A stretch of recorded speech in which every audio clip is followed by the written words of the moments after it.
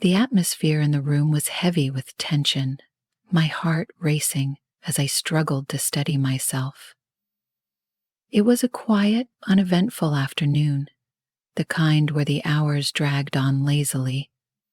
I thought I had the house to myself, since my stepson Alex was supposed to spend the day out with his friends, giving me some much-needed solitude.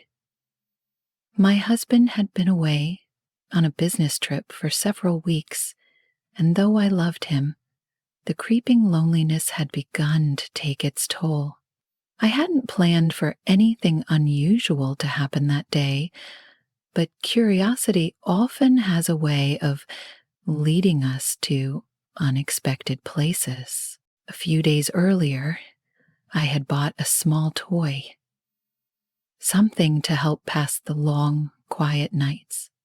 I hadn't been sure if I'd ever use it, but it had sat tucked away in a drawer, tempting me. With the house seemingly empty, I decided to finally give in. A mix of excitement and nervousness coursed through me as I removed it from its box.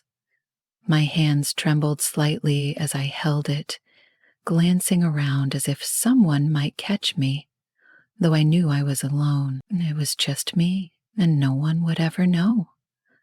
I let the toy work its magic, losing myself in the moment completely. Then, without warning, the sound of the door creaking open broke through the stillness.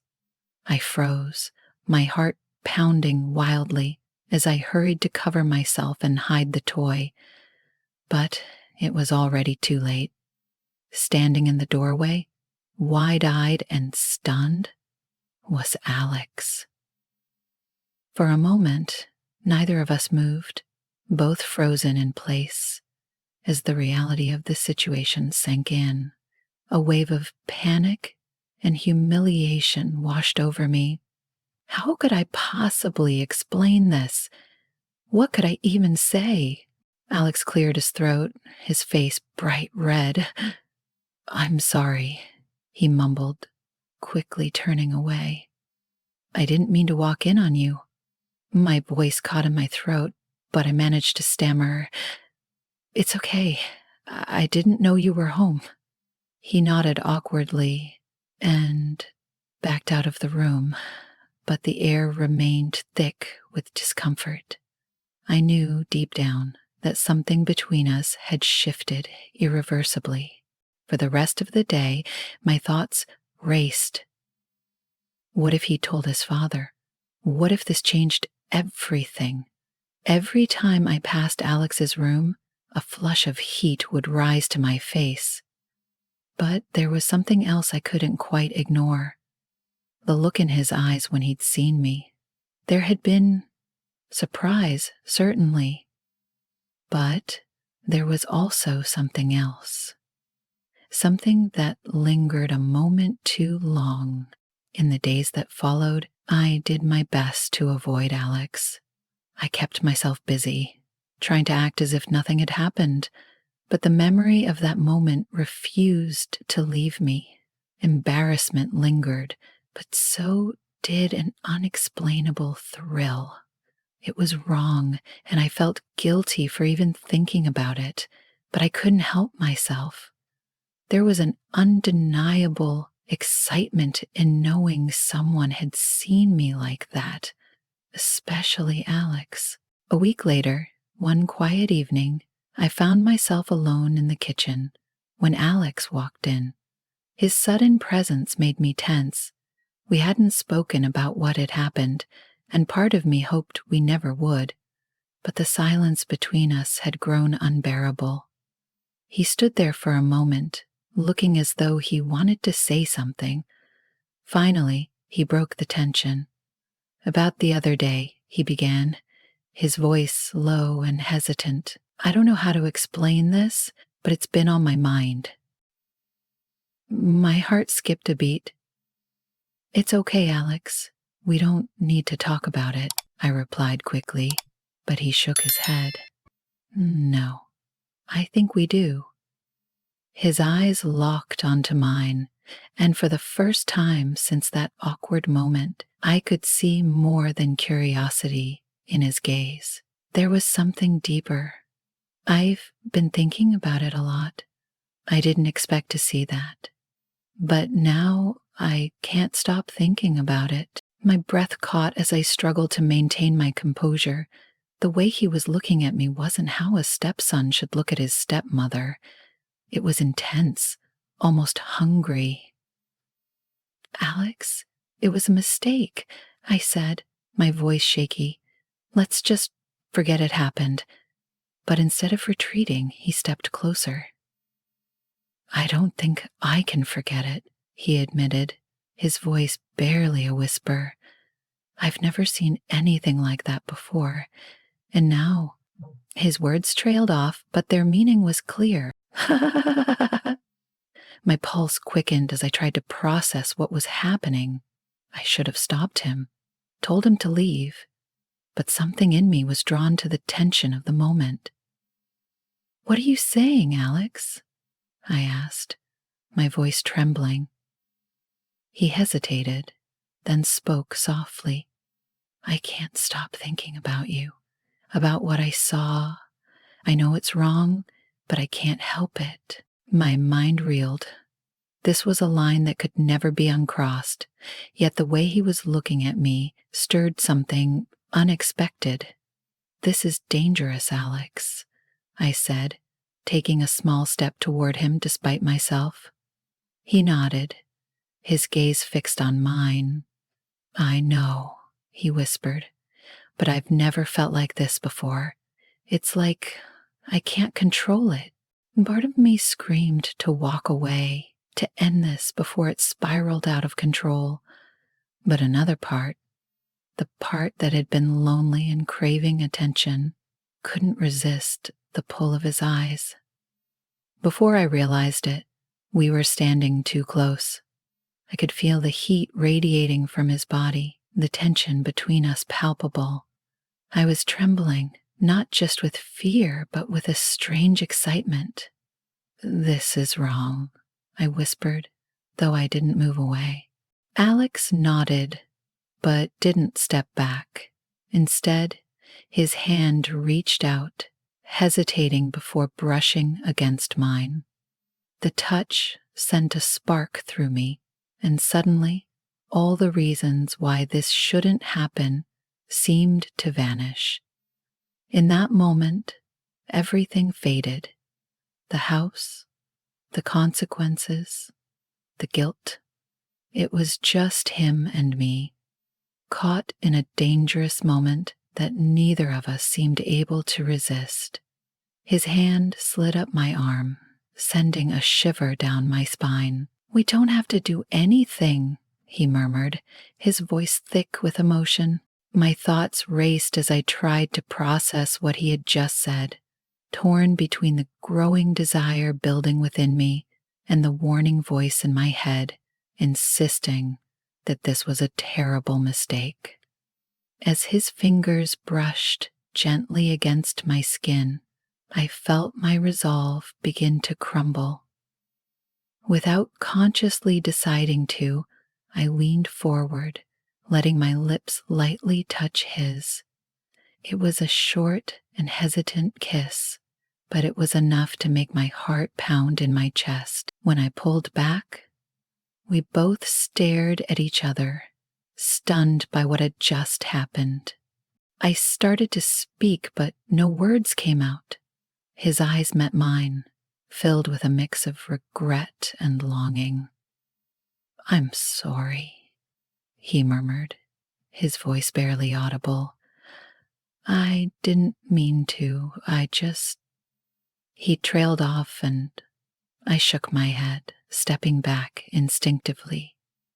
"This can't happen," I said, my voice unsteady. "We can't." Yet even as I spoke those words, a part of me didn't want to stop. A part of me wanted to give in to the undeniable pull between us and the forbidden thrill it carried. The rest of the evening passed in a hazy blur. Neither of us addressed what had occurred, but the tension between us was unmistakable. The danger, the exhilaration, it was intoxicating, and deep down, I knew we were on the edge of something that could irrevocably alter our lives. That night, as I lay in bed, my mind raced. What had I done? What were we doing? No matter how hard I tried to push those thoughts away, I couldn't ignore the rush of excitement that accompanied that forbidden kiss. It felt like the beginning of something much more complicated. The next morning, I woke up with a knot of unease in my stomach. My mind replayed the events of the previous night over and over. What had begun as a fleeting, impulsive moment now felt like the start of something dangerous. I couldn't stop thinking about the kiss, about the way Alex had looked at me and how I had responded. Throughout the day, I tried to focus on ordinary tasks, the things that usually kept my mind occupied, but everything felt off. Each time I saw Alex or heard his voice from another room, my pulse quickened. Guilt gnawed at me for the thoughts that kept creeping into my mind, but underneath it all was a lingering excitement I couldn't entirely suppress. That evening, I sat alone in the living room, attempting to distract myself with a book. The house was silent, and for a moment, I allowed myself to hope that maybe things would return to normal. Perhaps Alex had decided to move on, and we could pretend that what had happened was just a mistake. But deep down, I knew that wasn't true. Just as I started to relax, I heard the sound of footsteps behind me. I didn't need to turn around to know who it was. Alex stood there for a moment without speaking, the silence stretching between us. Finally, he broke it. "Can we talk?" he asked, his voice soft but resolute. I closed the book in my lap, feeling the weight of the situation settle heavily on my shoulders. "Alex, I don't think," I started, but he interrupted. "Please," he said, stepping closer. "I just need to say this." Reluctantly, I nodded and gestured for him to sit down. He lowered himself onto the couch across from me, his gaze fixed on mine. The intensity in his eyes made my pulse race, and I knew whatever he was about to say would change everything. "I've been thinking about what happened," he began. "I know it's complicated, and I know it's not something we should be doing, but I can't stop thinking about you, about us." I opened my mouth to respond, to shut this down before it went any further, but he continued before I could get a word out. "I know you feel it too," he said, urgency creeping into his tone. "I saw it in the way you looked at me, in the kiss. You can't tell me you don't feel it." My heart pounded as I tried to find the right words, something that would stop this from spiraling out of control. But the truth was, he was right. There was something between us, something we were both struggling to ignore. "This is wrong, Alex," I said softly, my voice trembling. "You know that." He nodded, but there was a determination in his expression that sent a chill down my spine. "I know it's wrong," he admitted, "but that doesn't change how I feel. I've tried to push it away, to forget about it, but I can't. Every time I see you, it's all I can think about." The raw emotion in his words hit me hard, leaving me unable to look away. The room seemed to shrink around us, the air between us growing thick with unspoken tension. I could feel my defenses faltering, my mind torn between what I knew was right and what I couldn't deny wanting. "Alex," I began, but he leaned forward, his hand brushing lightly against mine. "Just listen," he said, his voice barely louder than a whisper. "I understand this situation is complicated, but I can't keep acting like I don't want you," he said, his voice laden with emotion. "I've never felt this way about anyone before." His words hung in the air, heavy and charged, as an undeniable heat built between us. The pull between us was magnetic, impossible to resist. I knew I should have stood up, walked away, and stopped this before it went any further. But I couldn't move. I remained frozen, caught in the intensity of the moment. Slowly, as if testing boundaries, Alex leaned closer. His hand reached up, gently brushing my cheek, and I felt my breath hitch in my throat. Every nerve in my body was alive, my heart pounding so loudly it drowned out everything else. "I don't want to make this harder for you," he murmured, his thumb softly grazing the edge of my jaw. "But I can't stop myself." His lips were so near to my jaw. "But I can't stop myself." His lips were so near to my jaw. "I want to sleep with you," he murmured, his thumb slowly grazing the edge of my jaw. My mind screamed at me to pull away, to stop this before it went too far. But my body refused to listen. Against my better judgment, I leaned in, closing the distance.